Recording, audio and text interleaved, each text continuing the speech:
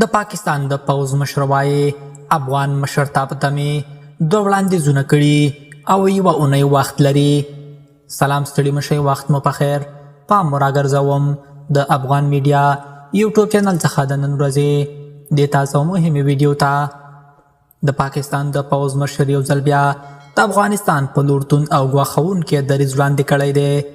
نوموړي ویلي چې افغان مشرتابه ته یې دوه روښانه وړاندیزونه کړي او یوازې یوه اونۍ وخت لري چې پریکړه وکړي.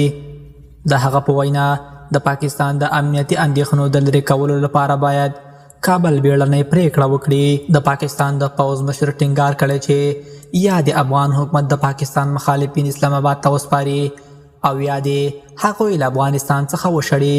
هغه دا غوښتنه د پاکستان د ملي امنیت سور کرښه بللې او ویلي دي چې نور د حوصله مندۍ حد ته رسېدلی دي. د پاکستان د پوځ مشر په څرګندو ټکو ویلي چې کو کابل دا دوه غوښتنې ونه مني نو د پاکستان او افغانستان اړیکې به خطرناک پړاو ته داخل شي. د هغه په وینا اسلام آباد به د وضعیت د کنټرول لپاره بشپړ او سخت اقدامات ترسره کړي. که څه هم هغه له وضاحت څخه ډډه کړې.